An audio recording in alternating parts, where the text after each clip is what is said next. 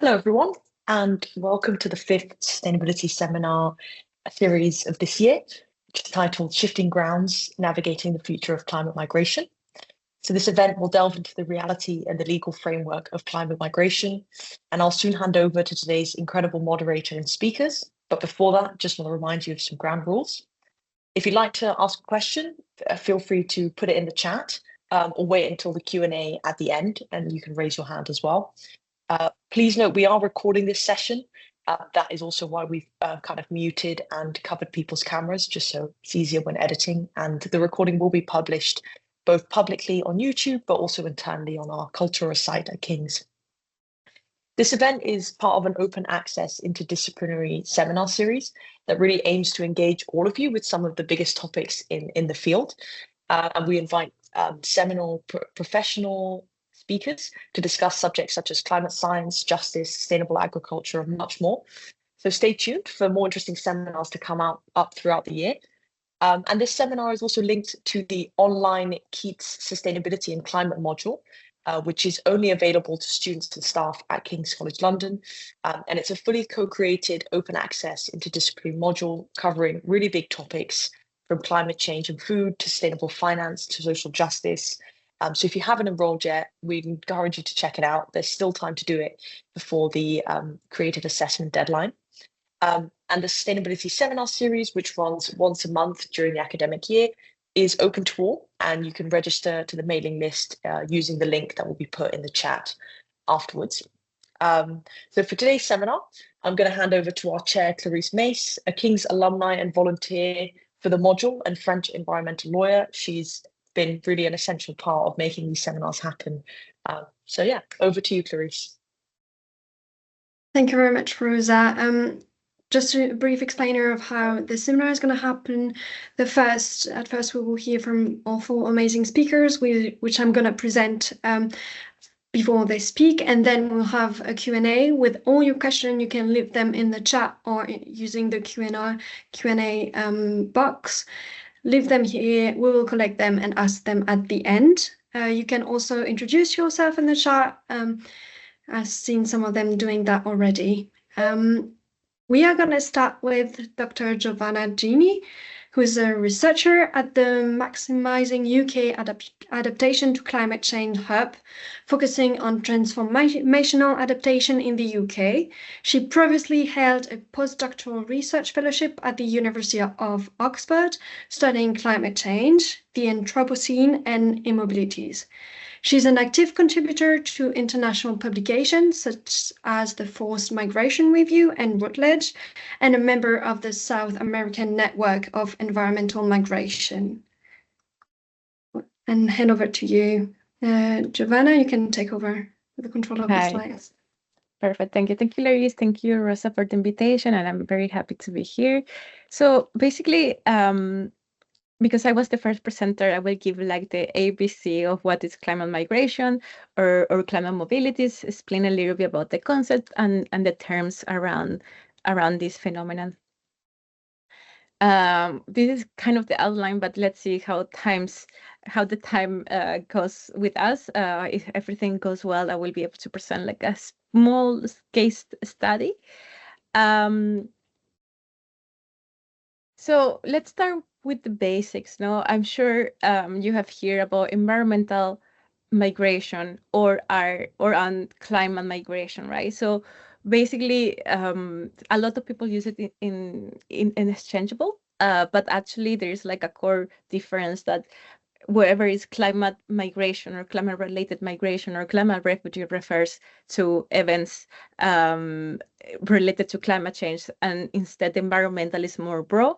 It also takes into climate change, but can also be like, for example, like the construction of mega projects such as dams or pollution or other issues that are not strictly related to climate change, right? So this is the first kind of difference. And again, I will probably be mixing the two of them, but conceptually there is a difference there. So when we speak about climate change, we basically speak about two kinds of events. Those that are sudden events, such as hurricane or floods, the ones that happens very fast, and the other ones that are slow, that can be droughts or rainfall variations, and happens along the years, right? And this is important in the sense that it's much more easy to identify the so-called climate migrants, right? When there is a sudden event, right? It's very direct, the link, more or less. Some people can also have something to say about that. But the other one, the slow events, are more tricky in the sense that normally they interact as a secondary factor, right? So, for example, I don't know, a drought will interfere with the crops of a farmer, and eventually with the deterioration of the environment or the deterioration of the climate, that climate factor will impact the economic aspect of the livelihood of this person, right? And might force him to move or not. I hope it will get clear in a bit. So let's start with one of the most. Wait, can you take control of the slides so you can skip them when it's needed? Because I'm still controlling them. Okay, sorry. It should be on top left of your screen. Take control of the slide. I'm moving them. Can you see if I move? No, you first have to take control of the slide. It's on top left of the screen. Oh, okay. Sorry about that. Thank you very much. Okay. Now is yes. Okay, cool. Now who are the climate refugees? So I'm sure this is like the term that you have read it more in news, in documentary, in like TV series, in movies, whatever. There are even like exhibitions and artwork that use this term. Who are the climate refugees? Well, just starting a little bit of history, where this term come from. There are like these three publications at in the late 80s, starting of the 90s, that bring back this idea of the relation between migration and climate change at the fore of the debate of the negotiation around climate change, right? There is this important study in the 95 of Myers and Kent that they become very popular because they put a number on the climate refugee, or the expected number of climate refugee, around 250 millions of people by 250, etc. And what happened basically? This term is extremely criticized and polemic because first and the most important thing, even the number that Myers and Kent brought in 95, these 200 million 50 people, are based in a very simplistic way of understanding the interaction of climate change and migration in a very unidirectional way, without considering all the other factors that are inherent of migration. The category climate refugees too broad. It doesn't really say anything about the whole movement. Doesn't say anything about the people moving, in the sense that if it's forced, if it's voluntary, if it's temporal, if it's cyclical, it doesn't say anything around these issues. So it doesn't really help to create policies. It's a misnomer under international law. For those of you who have a little bit of knowledge about refugee studies or refugee law, there is a convention that is the Geneva Convention of the 50s that give a specific points and a specific characteristic to recognize a person who is fleeing a place for several reasons, but climate change or environmental issues are not part of this category, right? You're right. So the convention have stayed the same, and it doesn't include environmental change or climate change. So that's why climate refugee doesn't have a validity. It's not legal. It's not a legal term. The term is also very questioned because most of the movement, and there's like a lot of evidence as for today, that most of the movement related to climate change happens within countries, so inside countries. Not necessarily most of them happens internationally. And normally a refugee is someone that is fleeing a state, and that's why it's also like problematic in this aspect. It's like a funny funny way to see this is that when people start criticizing the term, they were blaming that person who come up with these ideas are people who are not used to deal with migration as an issue, or that there are no migrants as scholars. It's kind of funny, and basically the people who refer to climate refugee as a term, even today, they are known as the alarmistic or the alarmistic approach. Later on, in early 2010, other terms start to come or emerge. One of the most popular, even today, is the climate-induced migration, and even if there is no consensus, that is also important to notice, there is no consensus of how to refer to this phenomenon, but this is one of the most popular one and is very broadly accepted, that is the climate-induced migrant, is the one that the International Organization of Migration, the IOM, uses, and basically is popular because it gives a lot of details, right? It says that, as if you can read the concept, it gives that we can refer to individuals as group, we can refer to sudden or slow events, it can be cyclical, it can be temporal, it can be permanent, and it also brings this factor of it can be forced or it can be voluntary. So it gives more details, let's say, to what is the movement of people because of climate change. Something important to notice is that it doesn't really bring any sort of responsibility, doesn't mention who is responsible for this, who needs to take care of the people on the move, and it doesn't really give any sort of duty to the states or international organization, which also is problematic.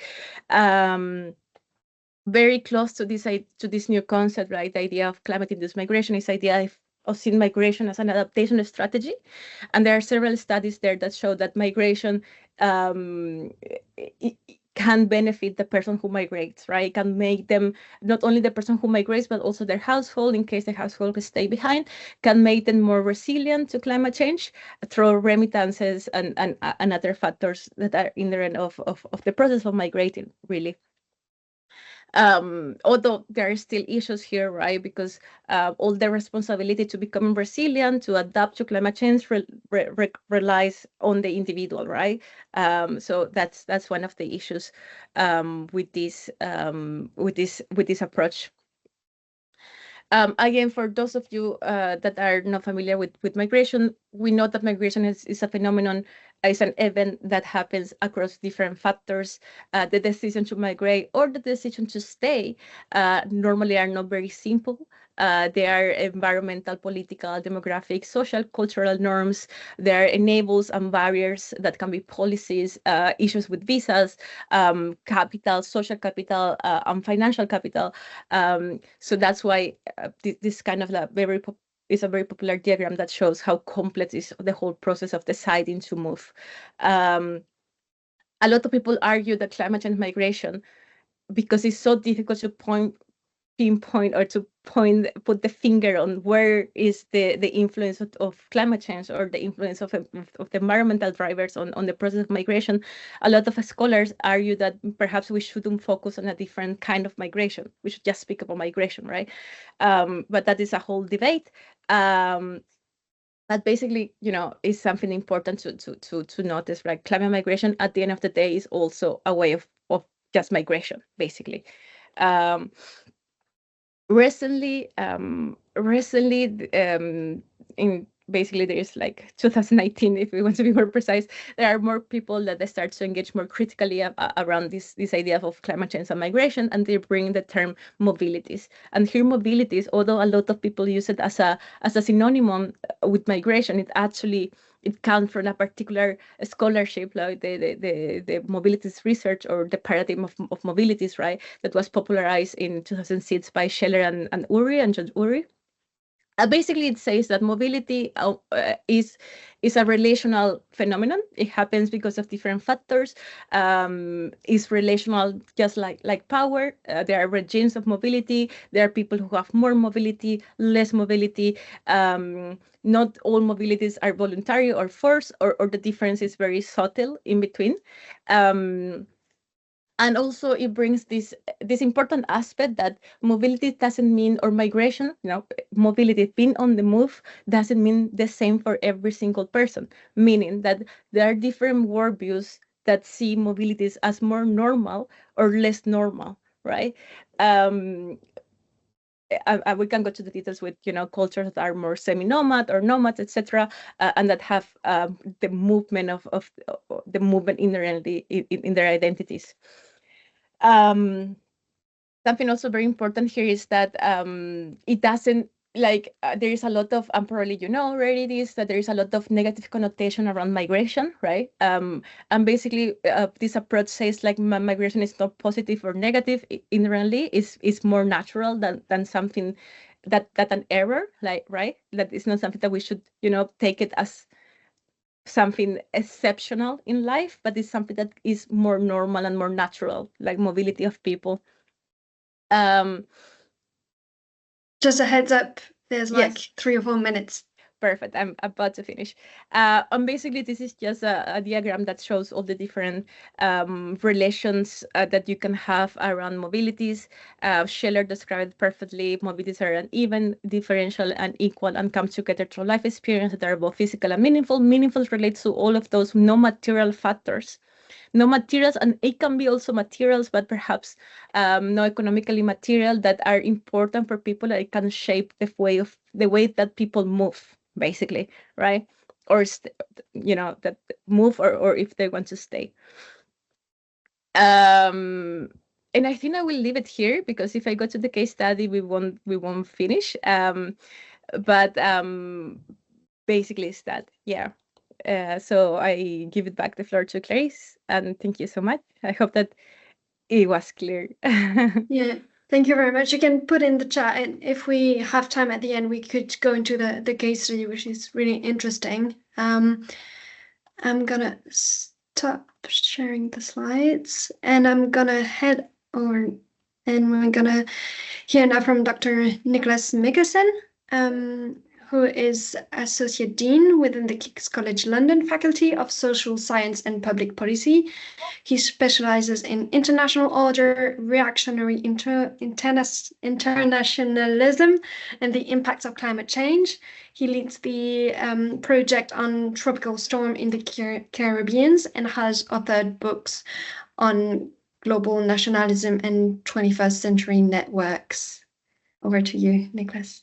Hi, thanks very much for having me, and thank you everybody who came to listen to us speak today for this really interesting seminar. So yes, I'm Dr. Nicholas Mikkelsen. I'm a reader in the School of Security Studies, and I run a project with the University of the West Indies looking at the governance over tropical storms and hurricanes. So I've got a kind of interest in extreme weather events and in their relationship with international order. So I'm going to try and say a few words to set the scene a little bit, but more from the perspective of the relationship between climate migration or climate mobilities and international order. So look, you all know that climate change is a symptom, but it's also a cause of the ongoing cascade of international disorder and change we see in the world today, right? So it's the weakness of our contemporary international institutions that we can see most clearly manifested in the failure of negotiations like the Conference of Parties in the UN Convention of Climate Change to do anything like deliver the kind of decisive action we need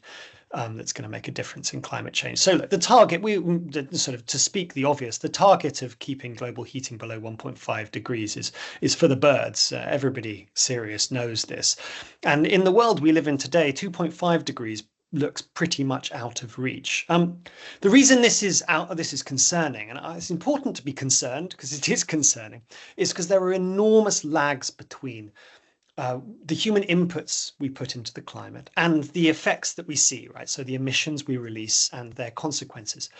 This means that human vulnerability to extreme events, so extreme weather, which is my area of research, but also to other slower brewing effects of climate change. All these things that produce insecurity, either in social and economic stresses, both in the short term, but also in the long term. These are the things that produce migration. They produce migration, as the previous speaker just said, in quite complex ways. It's not a linear relationship.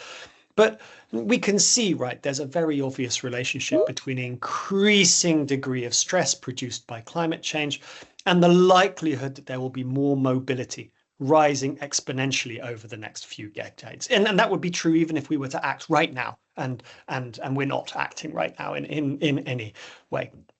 So most of that climate related mobility will happen within states. And often it will happen in movements from rural to urban environments. So that's the primary way in which we see these mobilities. And indeed, the vast majority of climate stress related mobilities take place within the developing world or in the global south. And much of it's short term in relationship to natural disasters. But I think it should be clear that unmitigated climate change, and that is what we see in the world today, combined with very weak resources in global south nations, will produce more insecurity and more irregular mobility. And that will increasingly take shape in a south to north direction, right? So international migration is almost certain to be an increasingly great feature of our international order. As I said, most of it will happen in the vulnerable states of the global south, but what's happening is that we are storing up insecurities in heavily urbanized, densely populated cities in the global south, often low-lying, highly vulnerable to climate stresses. And the populations in those spaces, of course, will see the dangerous prospect, and obviously international migration is enormously dangerous. They will see the prospect of international migration as an attractive alternative, as a way to develop their own resilience. So this requires funding, it requires support. But of course, what we're seeing in the world is also a withdrawal of aid. So we have to understand what's going on here in the context of changes in our world order, changes in our international order. After the end of the Cold War, there was no viable alternative to a vision of global order that was fundamentally liberal, multilateralist. And in that order, the way in which we managed risks that happened far away was primarily through aid. That was the primary tool that we claimed in the West we would use to manage risks from afar. Right, so we'd attempt to support essentially the resilience internationally through north-south transfers of money in a unilateral way, right? So it was incredibly open to criticism as patronizing, as continuing colonial relationships. And there is some credibility to these criticisms. That is not the world we live in today. We no longer live in a world in which that model, that multilateralist Western victory after the Cold War vision is the only deal on offer. There is an alternative model for governing the world in operation today. It is produced by an alliance of national populists in the West and one-party states and kingdoms in the East and South, so India, China, Saudi Arabia, and it has a very different logic for governing international society. They share a vision of international ordering under much more transactionalist terms, much more national bilateralism, much less multilateralism. It is a vision of international order that's much more nationalist, much less legal in its architecture, much more regionally structured around culturally defined spheres of competency, and it rejects aid as a model of global ordering, right? And it as a solution to future security threats. It sees bilateral transactions as the mode to reduce security threats to states. It is unsympathetic to external migration under almost any circumstances in a way that the previous liberal order was not. It's extremely skeptical, this model of world order, with respect to multilateralist, rules-based, law-based institutions. And particularly, it sees these as kind of globalist imperial meddling, right? And this is a kind of reactionary internationalism we associate with people like Trump. In this model, state rights trump individual rights. Right? And states prioritize their own populations and cultures. It's a kind of me first vision of international order. Now, internal climate migration will cause challenges for these people, for nationalists all over the world. So Floridians will be some of the hardest hit by climate change in the US, right? And so it's not that these issues don't affect them, but these trends have come alongside a global tidal wave of disinformation, right? That exacerbates suspicion of global governance architectures. So, meteorologists are now the weather controlling forces that are producing hurricanes, so we must defund them, right? These are incredibly dangerous narratives, but they also lean into a rising global suspicion of the architectures that were built after the end of the Cold War. So international order is included here, right? But also all the wider structures, including the sort of meteorological architectures that we use to actually measure how the weather occurs and to measure what's happening in climate change. So we're sitting in a pivot moment in world order. And within this dynamic, climate migration plays quite an important role. So Western or Northern democracies are politically exposed by trends that are playing out here, so that lean into this populist ascendancy. So you look at here at the Conservative Party, where you have an anti-net zero narrative combined with a strong anti-migrant sentiment. Right, so these two would seem to have some kind of paradoxical relationship, but they create almost a kind of vicious cycle trend within democratic states. And the cycle works a little like this, right? More external climate migrants are caused by increasing climate change. And of course, that increasing climate change is caused by a failing liberal international order that's recognized as failing. But fear of climate migration reinforces populism within the West, right? And indeed reinforces the kind of national fortress mentality that is at the same time undermining the trend towards a multilateralist or more kind of communal model of global governance. So the resulting effect in international order is to actually reinforce this trend towards more transactional, each for himself models of global governance, in which rich states fundamentally attempt to solve their own problems at home, and climate mitigation becomes more difficult. So I think we have to face some important facts here in terms of how we think about climate migration. The real policy challenge for climate migration here is that we need to recruit the nationalists and the culturally conservative voters to climate change mitigation in the long run, right? We need to recruit them away from climate science skepticism. This is an enormous policy and rhetorical and activist challenge, right? It's a strategic challenge for us in democracies in the West. International climate migration is a space in which you see an intersection between interests, and it's likely a compelling argument. But the collapse in international aid suggests that real work needs to be developed within key policy spaces to engage efficiently in the world as it's changing, right? We need to recognize the kind of world we live in and how we can attempt to intervene in it. It's a policy and activist challenge, I've said. How arguments about climate security occur in the public sphere really matter. Because the political direction of travel is incredibly unsympathetic to the direction we need the world to move in if we're going to combat climate change. The world's becoming much more nationalist, much more transactional, and much more dangerous. The global aid infrastructures that are best fitted to manage climate migration at source to help people build resilience have become collateral damage of rising global insecurity. And I think in many ways we have to make the case in the UK and elsewhere for aid on the grounds that it is the best way to support climate migration related issues, to support human security, support human resilience. It matters, but I think we also have to accept that innovative solutions at source may need to be supported in other ways as well, because much of the kind of the moral and normative architecture that underpinned aid as a solution to these problems, or sort of linear north-south aid as a solution, are being undermined and are very difficult to pass through electorates in the West. I think I'll stop there. I don't know if I was on time. I hope that was okay. Yeah, perfect. Yeah, thank you very much. Bit depressing, but yeah. Now we're going to hear from Marine Denis, Dr. Marine Denis, who is a public law scholar with a PhD from Université Sorbonne Paris-Cité. She specializes in environmental and international law, focusing on climate change displacement. Currently, she serves as a judge in the French National Court of Asylum for the United Nations High Commission for Refugees, and teaches at various institutions. Now, Marine. Thanks a lot for your invitation. So I would like to focus a bit on the legal aspect of this question, and mostly on the role of IOM and UNHCR, so two major international institutions, and how they can address this new challenge for protecting environmental displaced people. So as it has been said, environmental migration refers to the movement of people forced to leave their homes due to environmental factors such as climate change, natural disaster, environmental degradations.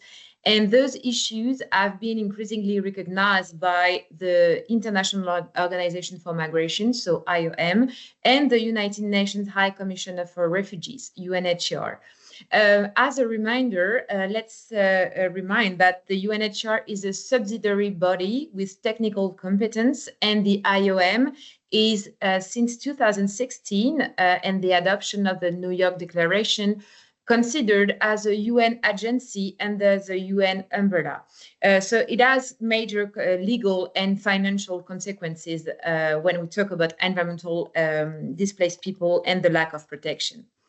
So why are we interested in UNHCR and IOM challenges and capacities to protect environmental displaced people? First, let's remind that the UNHCR and the IOM were both created in the post-World War II international context to respond to the demands of states concerning the flow of refugees and displaced people. So it was mostly European countries and the US. Legal protection and assistance provided by these international institutions are within the framework of a mandate defined by member states.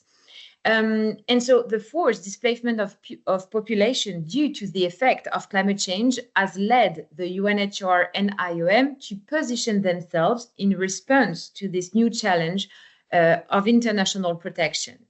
But regarding their mandate, their original mandates, both IOM and UNHCR have no specific competence to ensure the legal and operational protection of this new category of displaced people. So, however, we can observe a kind of practice. So IOM and UNHCR have done like recurrent post-natural disaster interventions since the 90s that we could qualify as a practice of humanitarian assistance and try to adapt their mandates to protect new groups of beneficiaries who are not covered by the Geneva Convention or any other type of international legal instruments. So protecting the environmentally displaced presents a twofold challenge for both the UNHCR and IOM. It means a gradual environmentalization of both institutions. We call that greening the international organization, which would have political and financial consequences, both internally and in the relation and the partnerships with governments and states. So the UNHCR and IOM interest in environmental issue constitutes an opportunity to integrate new areas of governance from the climate regime, such as the UNFCCC, to international risk governance. But of course, it has also like a major impact over their political and financial autonomy. So going back on the legal aspect, first, it has been said just previously, but I would like to remind that the first research works on migration linked to environmental degradation were carried out in the UN environmental governance, but also within defense and military circles through the development of a security-focused approach to environmental risk. And so environmental migration, was seen by the UN Security Council as a threat to human security. In the 90s, the international dimension of environmental migration and forced displacement became the focus of forward-looking research due to terminological issues and gaps in the protection regimes provided by international law. So the use of concepts such as environmental refugee or climate refugee raises several challenges. Many legal experts such as Christelle Cournil, Benoît Mayer, Coco Warner, for example, highlighted the oversimplification of the causal relationship between migration and the environment, which tends to label or qualify environmental migrants as forced, international, and permanent migrants. And moreover, the concept of environmental or climate refugees appears as incorrect regarding the Geneva Convention, which has been adopted in 1951. I will develop this part a bit later. So the use of appropriate terminology in law is linked to the search for accountability and effective protection. And of course, environmental displaced people phenomenon raises many questions in terms of state responsibilities and in terms of international organization responsibilities. Talking about the state's responsibilities, we could question the responsibility to protect population. So the state, in public international law, states have a duty to protect their population. duty to meet state obligations regarding greenhouse gas emission reduction, duty to respect or responsibility to respect convention and human rights in the context of planned resettlement, for example. So the situation of people likely to leave a territory that is becoming uninhabitable due to extreme climatic factors, floods, droughts, submersions, also raises question about the application of the United Nations existing conventions related to statelessness and the guarantee of fundamental rights invoked by international organizations such as UNHCR and OCHA. So talking now more specifically about the Geneva Convention, which is a major instrument when we talk about refugee law or statelessness, sorry. So the Geneva Convention was adopted by the UN member states and signed in Geneva on the 20th July 1951. In the Article 1, paragraph A, the concept of a refugee refers strictly to human origin factors of displacement and automatically excludes environmental and climatic factors as grounds for persecution that could require granting legal protection. So the absence of an environmental factor in the Article 1A of the Geneva Convention makes it very difficult to characterize environmental persecution.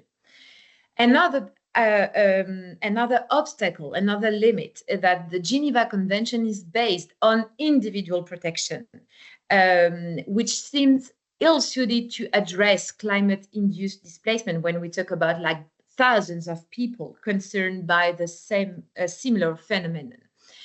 Environmental disaster, so far in the international law framework, are not considered as persecutions because they result in violations of economic rights without a voluntary perpetrator. And finally, talking about the Article 1A of the Geneva Convention, this article may not be appropriate for people displaced internally within a country. But of course, there are also like political issues. So when I started my presentation talking about the concept of environmental refugee or climate refugee, several legal experts pointed out the risk of revising the 1951 Geneva Convention by redefining this Article A1, which could have a counterproductive effect and result in the loss of legal achievement.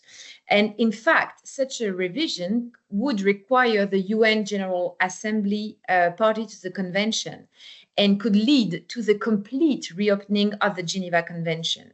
So if we do so, some conservative governments could see this reopening process as an opportunity to roll back some existing actions led by the UNHCR and could try this opportunity to reduce the UNHCR mandate.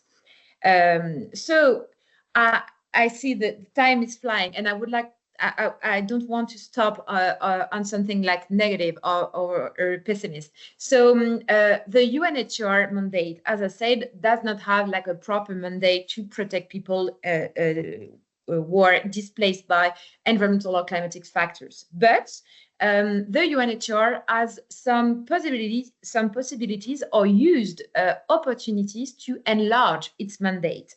For example, the UNHCR used the adoption of the 1967 protocol to the Geneva Convention to protect internally displaced people after an earthquake or after big floods. So using this convention to protect both internally displaced people and statelessness people. We could also mention the good offices instrument. So the UNHCR can use its good offices, which is an informal diplomatic tool, to mediate and advocate for solutions to the displacement crisis caused by environmental factors.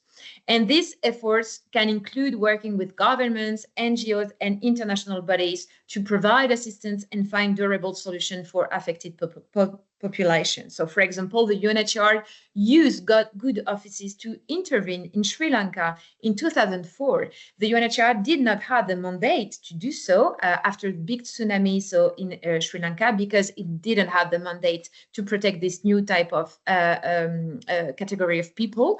But it was like a diplomatic agreement, diplomatic partnership with the state of Sri Lanka, and it has been approved by the General Secretary of the UN.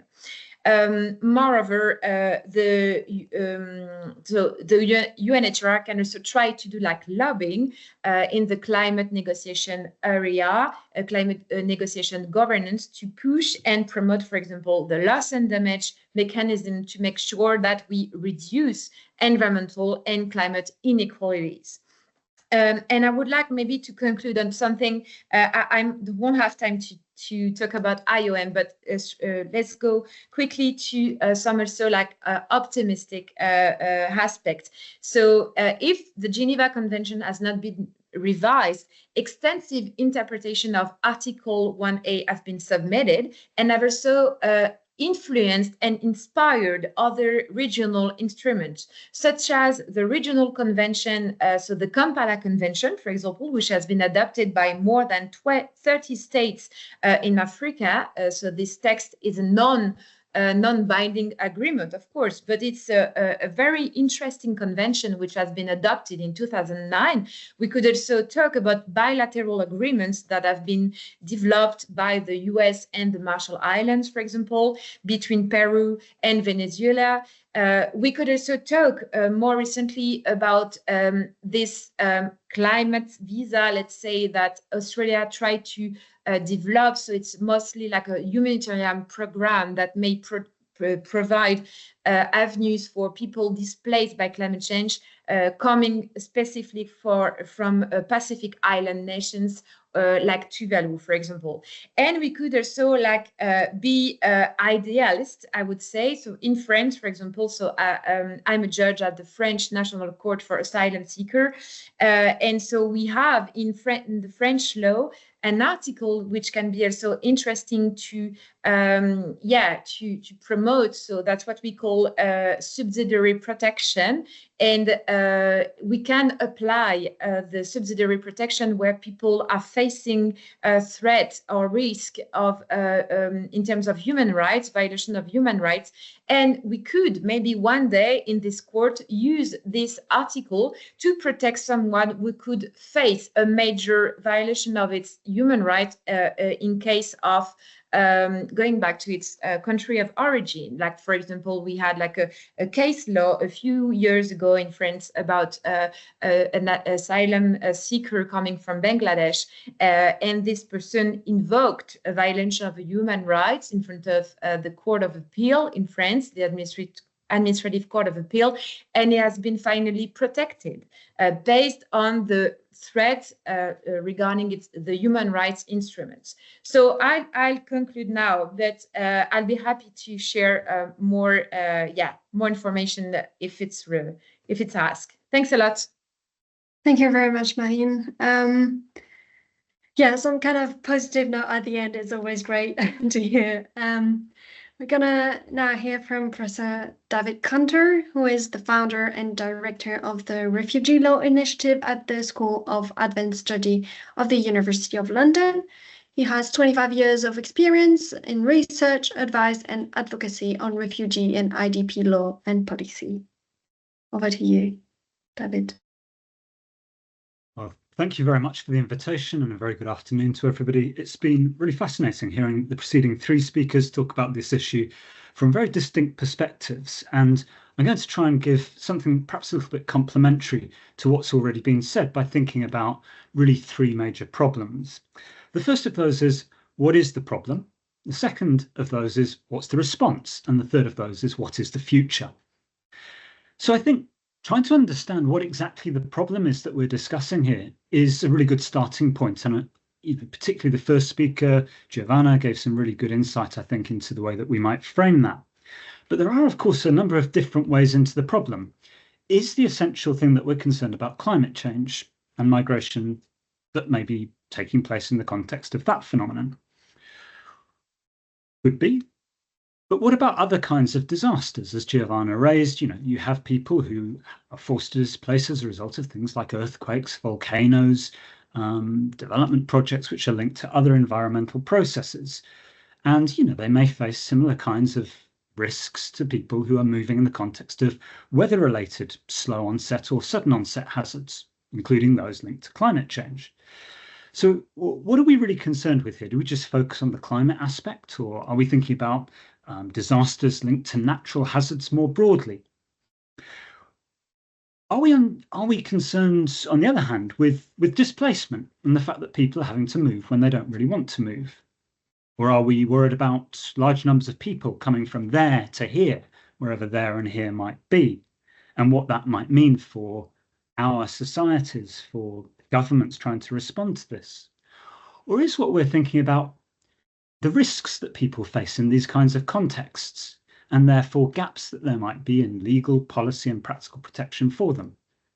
Now, those aren't all exactly the same kinds of questions, but they overlap to a considerable extent.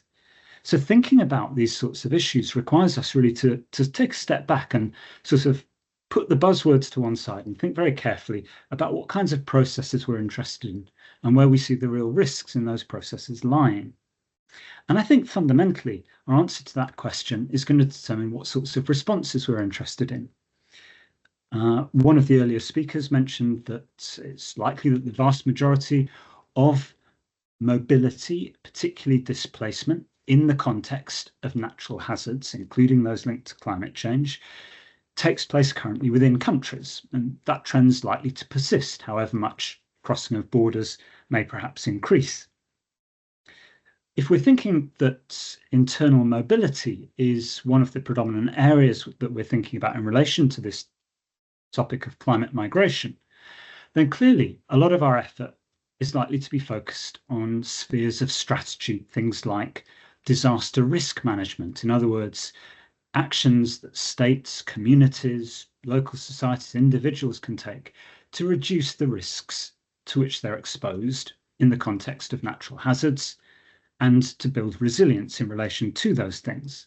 And again, I think it was Giovanna who mentioned that migration may be a positive or a negative strategy for adapting to those kinds of risks. Again, climate change adaptation, very much like disaster risk management in that way. What measures are taken if we're assuming that 2.5 is a best case scenario, as Nicholas suggested, and that may well be right. Climate change adaptation, if that's really the name of the game, what does that look like? How does that intersect with current disaster risk management strategies?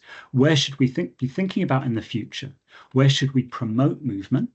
And where should we try to stop people having to move? Those are difficult questions, and I think that they're ones that are not easily unpacked perhaps in 10 minutes.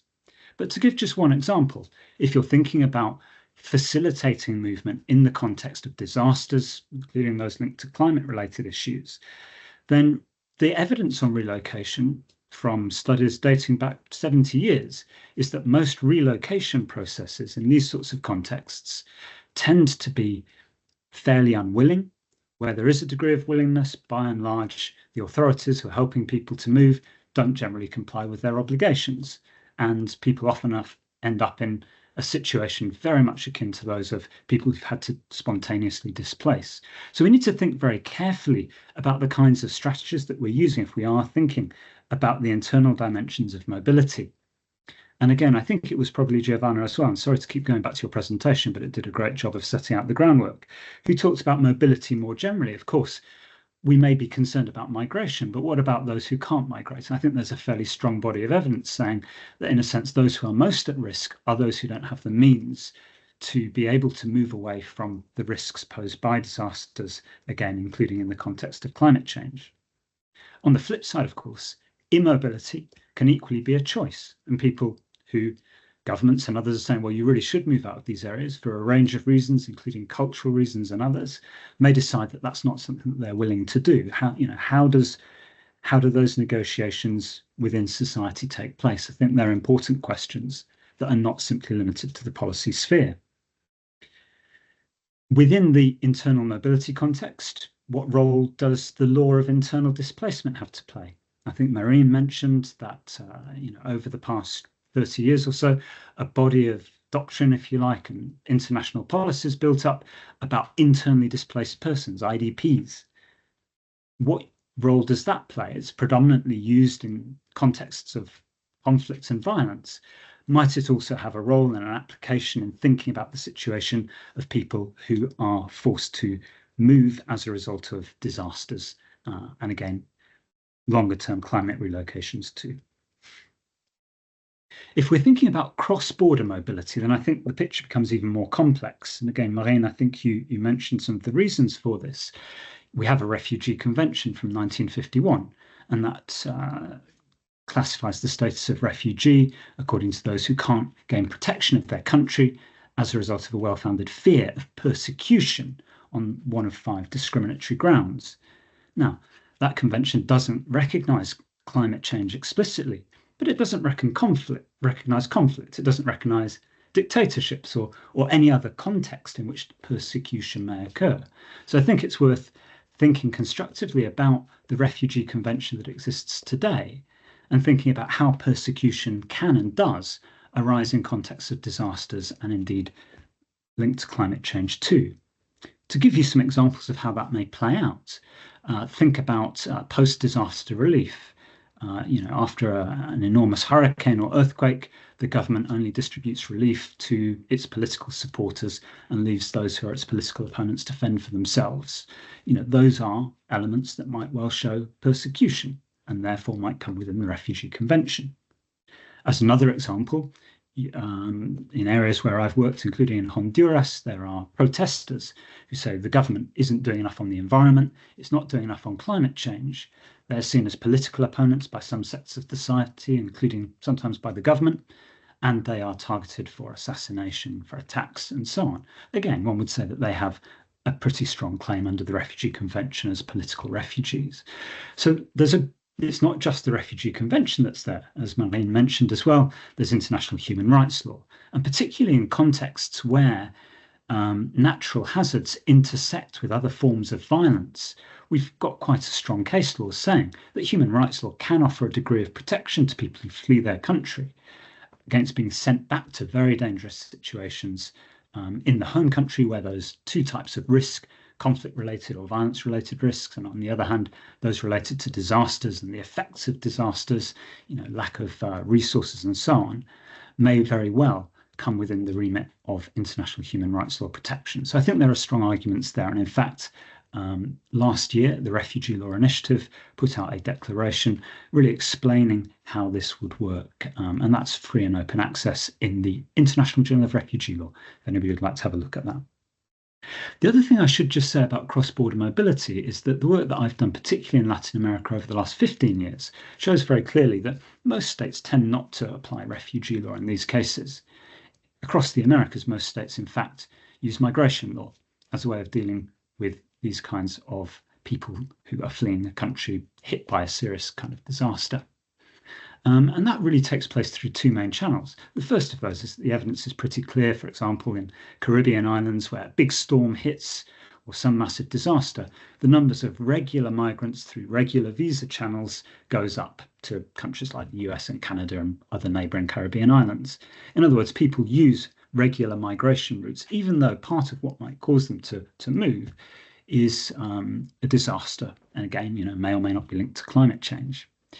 And they're often moving to countries where they've got family or they've got work or they're going to study, and they're using those regular migration routes. And of course, people might use irregular migration routes as well. But I think one of the implications of that is we should be very careful about governments closing off regular migration routes to disaster-affected countries, because that's probably the main way in which people will seek safety or seek to adapt through those kinds of mechanisms, and in a way which governments will find some degree of legitimacy to.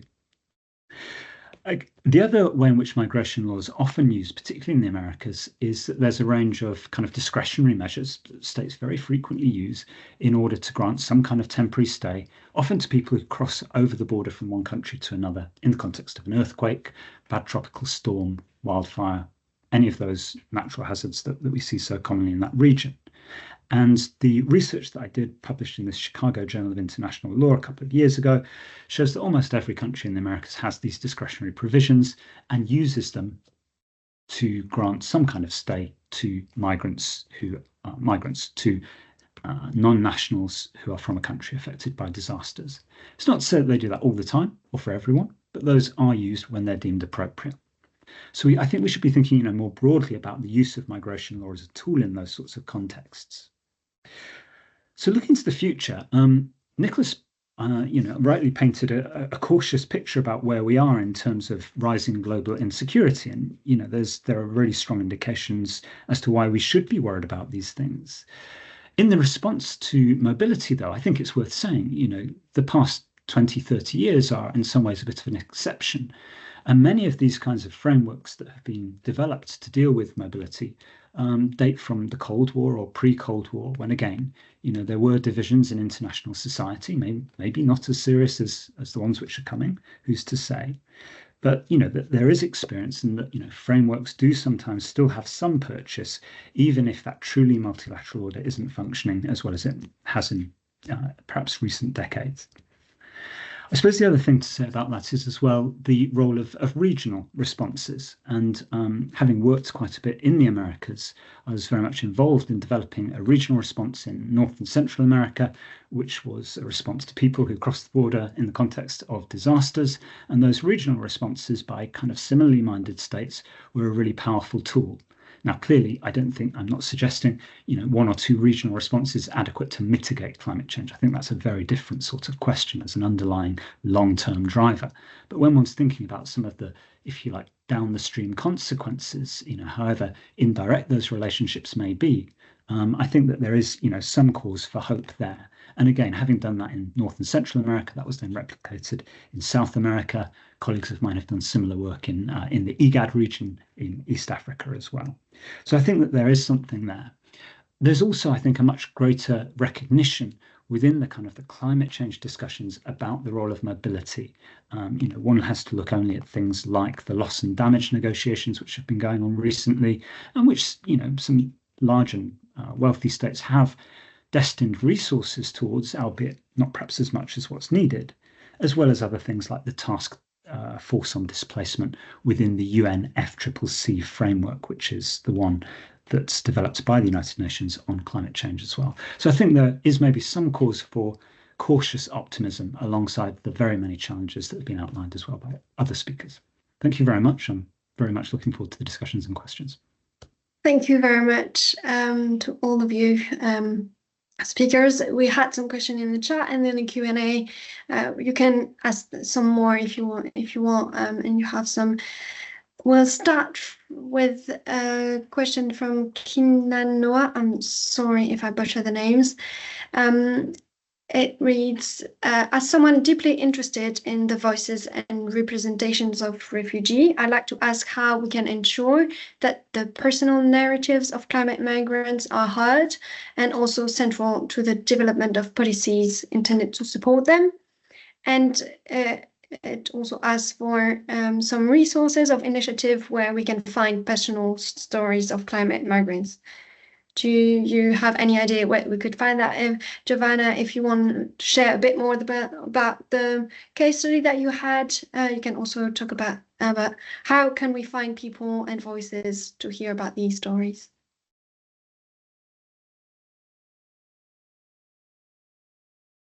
I mean, histories and voices, depends where you're looking, right? Again, like I think that the climate change and mobility and migration is becoming like a very popular issue, not only in academia, but also like in different sort of settings that can be, an international negotiation. Like someone mentioned the COP. The COP, I think, like in the Conference of Parties, now there is a pavilion only about mobilities, and often there are case studies and people invited to just tell their histories as well. And regarding like more case study focus, there is a very nice a special issue on forced migration review I will put the link that have a lot of case studies from communities all over the world.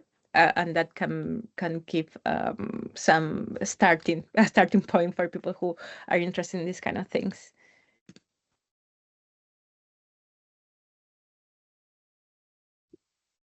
Well, I might just jump in if I may. I'm not sure if I can direct you to stories, but I think it's incredibly important to include the voices of those you research in general and in what you do. My own work is primarily engaged with meteorologists and those who work at the business end of international cooperation to mitigate and manage the impacts of climate change. But our work with the University of the West Indies is we've been very careful and deliberately included community groups as part of the core interest groups that we want to hear from. And I think we want to understand, in a sense, the impacts of climate change and also potential mitigation strategies, right? You have to speak to those on the receiving end of those impacts. I think as a kind of research design principle, I think a lot of I wouldn't be alone in taking that approach. I think that's how to do good research, and I think you're quite right, Keenan, to point to it.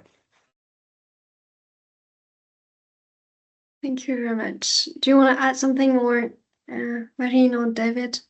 Can go then to Katsiarina's question. It reads, in your opinion, what may be the long-term impact of the current problems with funding of UN NH agency like IOM, like the US funding withdrawal, on the climate migration issues and related to it? What can be done to mitigate this impact, and which stakeholders can step in?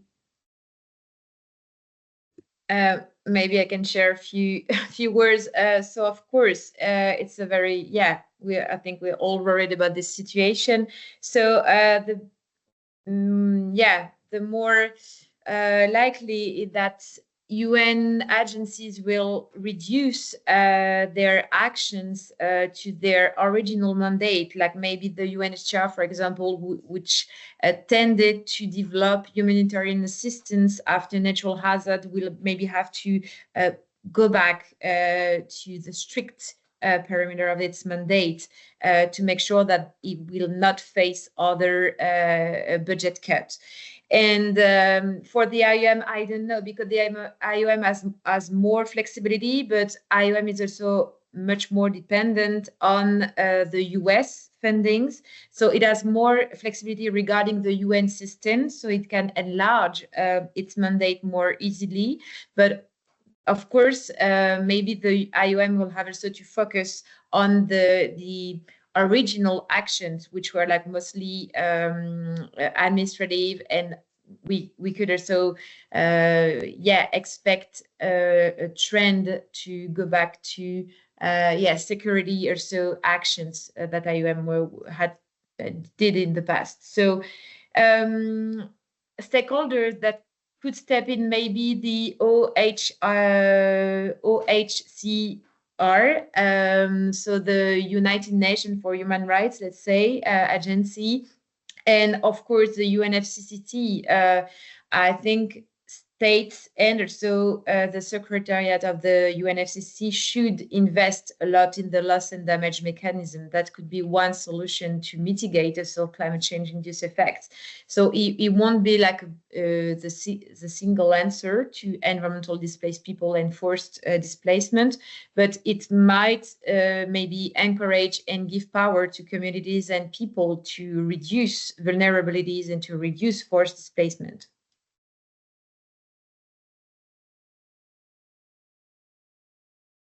So could I just add something to that? Is that okay? So, I mean, it's a really good question, and I think, it can be answered at different levels. The first of those, though, is to note that, the UNHCR has long been strongly supported by the US. In fact, the US is one of its principal donors. And, the current moves in the Trump administration to not only move away from multilateral institutions, but also to stop funding anything that mentions climate change or a number of other buzzwords, I think means that agencies like UNHCR will have to think very, very carefully about this point that Nicholas raised about how they frame their activities. One of the easy things in that regard is, particularly working in situations of internal displacement. I think I'm right in saying something like 95% of the armed conflicts in the world today are taking place in countries that are also highly exposed to and have suffered very serious disasters, and also seen pretty much every year disaster-related displacement. So the intersection of those drivers, in a sense, may make it plausible to say, well, we're working in country X with people who are displaced. There's a conflict there. Well, if you're working with the displaced, how easy is it to disentangle the drivers? Well, maybe not that easy, and that kind of, if you like, vagueness or subterfuge in documenting exactly, what's driving displacement may actually stand in better stead. I mean, this is assuming that they're not, that the threat to multilateralism doesn't simply do away with the basis for those agencies themselves.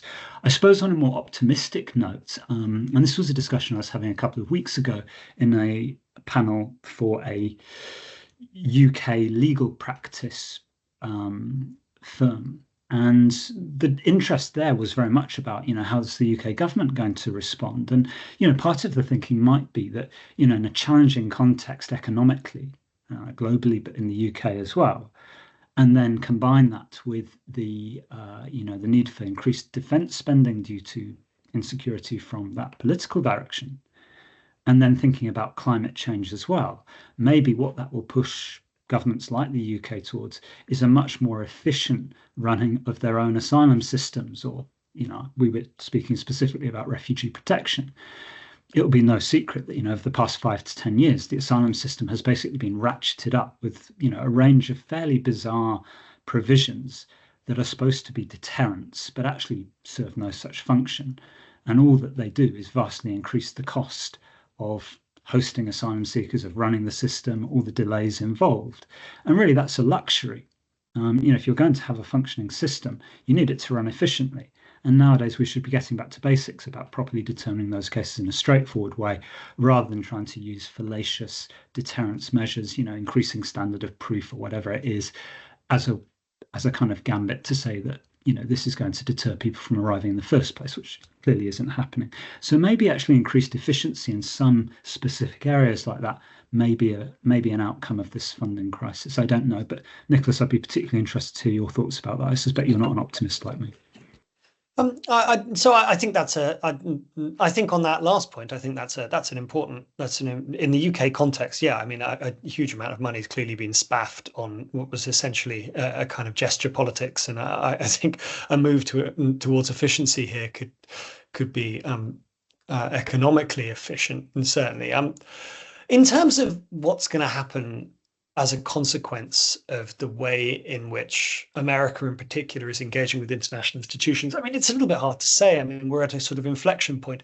I think it's quite clear that the rising powers, so India, China, and so on, they are not going to replace the US and Europe in the same way. Like they're very clear about this, right? So the rising multipolarity of the international system. So what we're seeing really here is a shift from a system in which the US and Europe really run the international system to one in which you have a much more contested, and I think going back to and David's point a minute, a much more regionally structured international order, one in which you'll see regional orders emerging and overlapping, and regional legal regimes emerging, and regional refugee architectures emerging, and legal architectures for managing climate change emerging that are regional in architecture. And I think, it's hard to make predictions about what will happen, because one would like to be hopeful and say that this is all going to look like a bad dream in 15 years' time, and the international system will respond to the incompetence of current actions and their consequences by reinforcing the institutions. And if you can look back through history and you can see that as a pattern, right? So repeated failures at multilateral organization, often leading to large wars, were followed by a rebuilding of those multilateral organizations. And it may well be that that is the kind of cycle we're going to see, a period of conflict and then a reconstruction of the international multilateral architecture, which perhaps will come back stronger with greater support. But I think in the short and medium term, there's no one there to replace the US. You know, they're the gorilla in the room, and there isn't anybody else who has that kind of money at the moment. And I think that is what we can do to mitigate it. I don't see an enormous number of options in the short term for replacing those funding sources.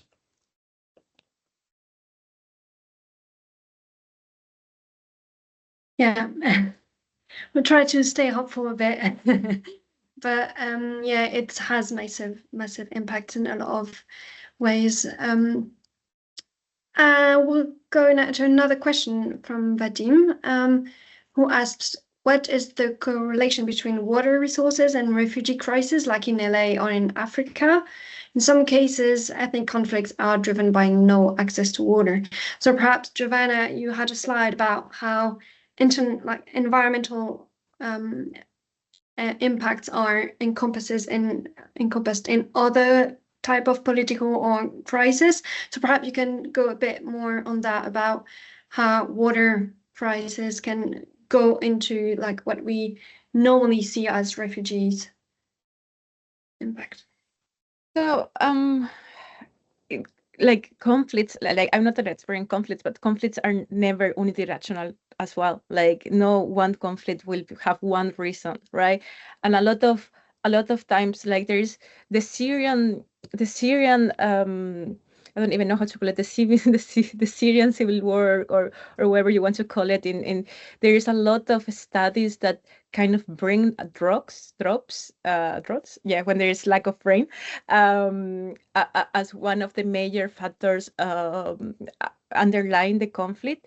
But it's also true that there are so many other studies that speak even if you have a scarcity of resources and many other factors that can occasion conflicts, if you have a structure and institutions in place that can deal with these kind of tensions, it's very unlikely that you will have conflicts, right? So again, conflicts are multidimensional. They are not simple. There are always like so many interests involved. Natural resources, you know, they play a role, obviously, in a lot of conflicts. Not only conflicts, but also like exploitation, modern slavery, and other things that are perhaps more even spread in real life that actually conflict for natural resources, right? In Latin America, I'm from Latin America. I'm from Paraguay. Much more of my research is in Latin America. I can't say 100%, but I haven't heard that they have been conflicts or even like ideas of future conflicts because of natural resources per se. Again, like when natural resources become an issue of displacement right now in Latin America, is more often through extraction and minery, right? That they displace people for being able to extract lithium, for example. There is like the triangle of lithium that is becoming a big issue, particularly for indigenous people. And I think that these kind of issues that are more daily life issues that are like on today's are more important than thinking on what happened in 2100 when we don't have sweet water or whatever, but yeah, I think that what I wanted to say is like it's very important to be critical and to understand that there are no simple answers and there is no unilateral dimension of conflict, migration, or any other aspect of politics and social life, basically.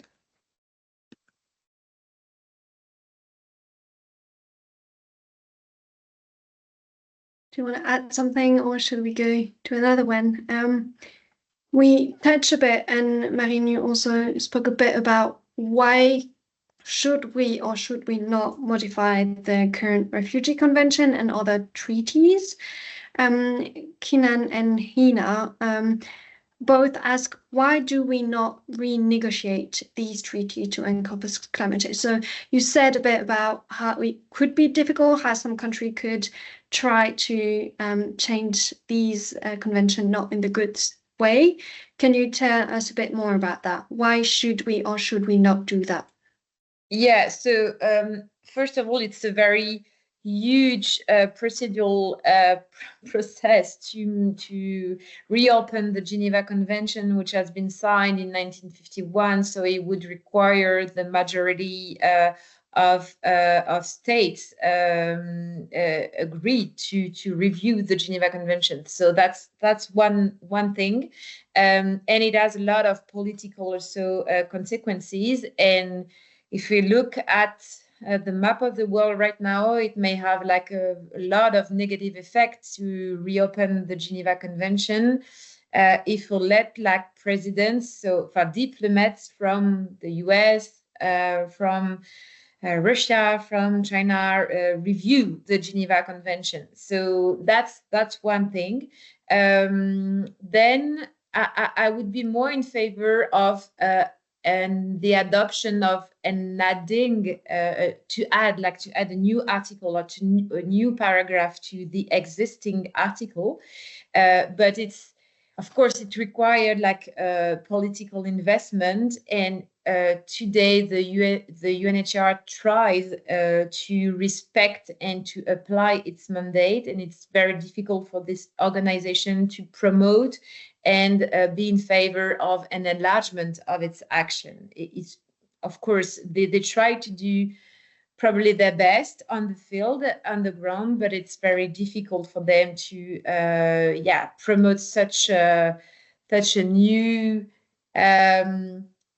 I would say that it, for example, if we acknowledge that the UNHCR is now responsible, is in charge of environmental displaced people, the UNHCR may require $1 billion to make that possible and feasible. So who will pay? That's always a big question, a big issue when we talk about the autonomy and the power of action of international organizations. So sometimes that's what I've analyzed in my research. So the UNHCR prefers to have like a conservative approach, a very legal approach, saying, oh, we respect our mandate, and that's something already like difficult to do and to reach, and we don't want to enlarge our actions, except if we have the approval of the UN and the big funding states, such as the US. And right now, the situation makes that very difficult.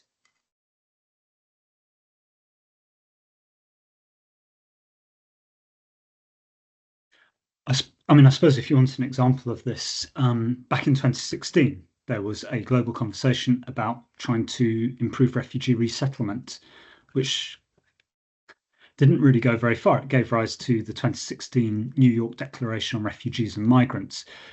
But even the basic elements that UNHCR had wanted to see in there, i.e. states should resettle slightly higher number of refugees and maybe take on a legal obligation of some kind around that, neither of those things were in there. So I think the difficulties of negotiating states or states agreeing to negotiate themselves into new obligations at the moment shouldn't be underestimated. There really haven't been any serious new treaties. I mean, there's a Crimes Against Humanity treaty codifying, crimes against humanity to some extent, but treaties where states are taking on new obligations in relation to protection of human beings, including refugees, I don't think are much on the cards at the multilateral level. So for the reasons Marijn mentions, I think it's kind of a non-starter.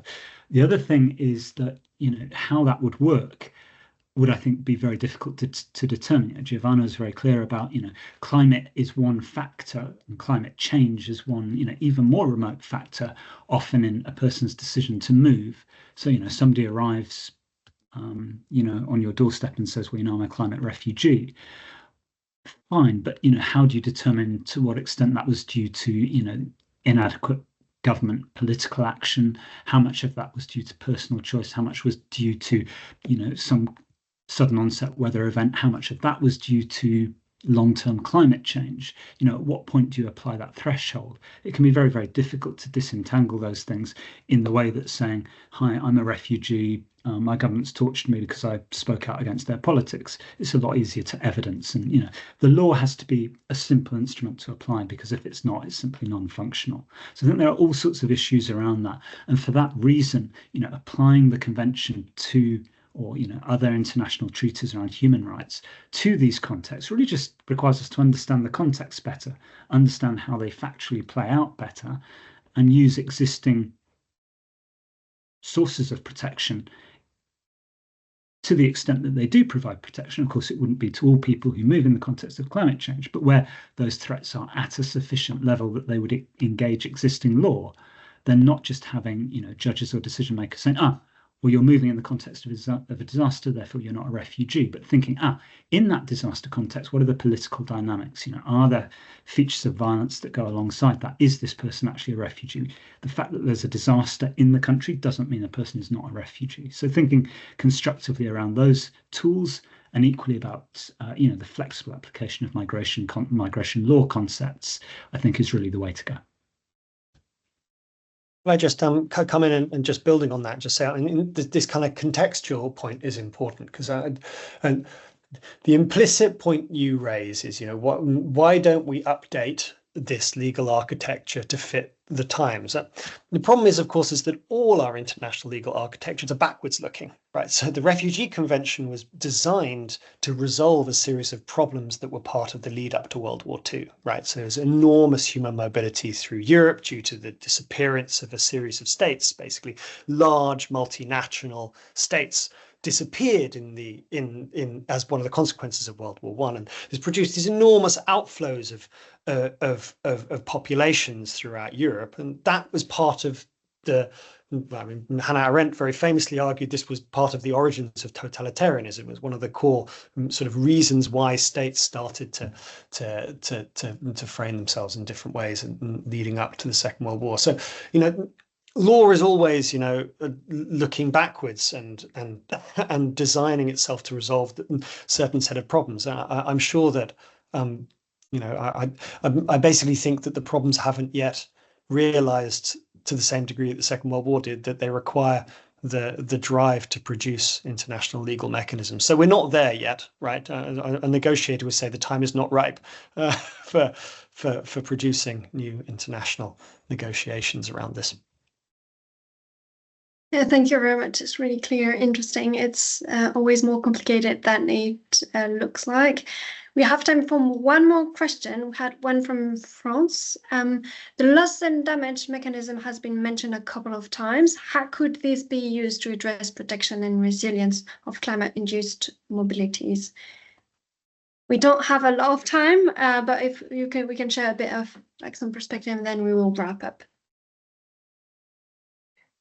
Maybe quickly, the loss and damage fund could be used, for example, for countries to protect or at least to mitigate vulnerabilities or communities exposed, for example, to droughts or floods. So it's, according to me, but we could also discuss that, but loss and damage is a part of the adaptation process, but it's directly related to the concept of climate justice and to fight climate inequalities. The loss and damage mechanism exists so far. So it has been drafted in 2013 during the WASOM, in the frame of the WASOM mechanism. But so far, there's not enough money to make sure that all countries that should benefit from it could get some funds. So that's a problem. I can send some articles in the chat.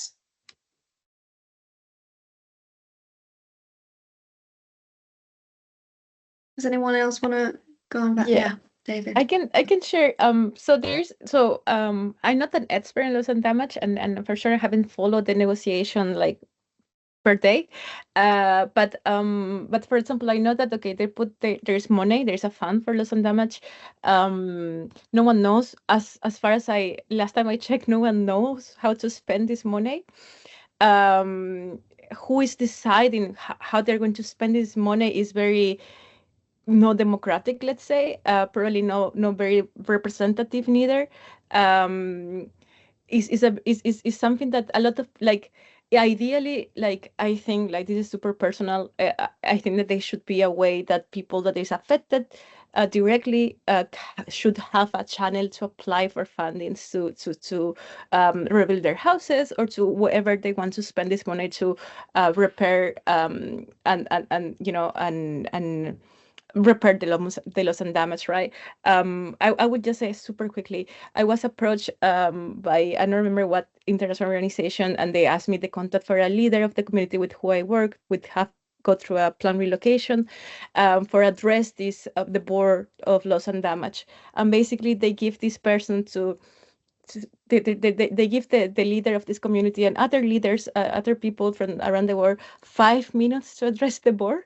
And in 5 minutes, they needed to say what was loss and damage, or what kind. So it's like, and like, it makes you laugh, but it's also very, very sad that there is a need of representation and to listen to the people that are actually suffering of the consequences of loss and damage, and we need to take, you know, their voices and what they believe is the best way to address these issues, because, you know, they I'm sure they have ideas and very good strategies that can be implemented that can improve their life standard and well-being in you know, in a more, I don't know, clear way than someone that is not with them or are not in that situation, right? So just that.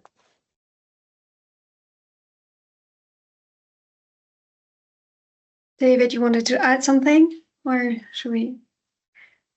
Then I'll wrap up. I would like to say a big thank you to all amazing speakers, Dr. Nicholas Mikkelsen, Professor David Kanter, Dr. Giovanni Gini, and Dr. Marine Denis for sharing their insightful thoughts and work, and all of you for attending. A few opportunities for you before we wrap up. As we mentioned in the start of the session, make sure you're registered for the Sustainability Seminar Series to receive all future invites. Next month, we will have another very interesting seminar about the solutions to end plastic waste solution, both local and international. And for all students and staff, don't forget to enroll on the KITS Sustainability and Climate module, for which you can get an award upon completion. And you can also subscribe to our newsletter and follow us on social media to make sure you don't miss out on other events that are coming up. And finally, you can join the King's Climate Action Network to co-create the university's climate action journey and volunteer in projects around energy, schools management, education, supply chain, and cycling. We will share all the link in the chat. And that's all for today. Thank you so much for joining, and all the speakers again for their very interesting thoughts. And have a nice day. See you soon to all of you. And we will put the recording on the internal networks and on YouTube.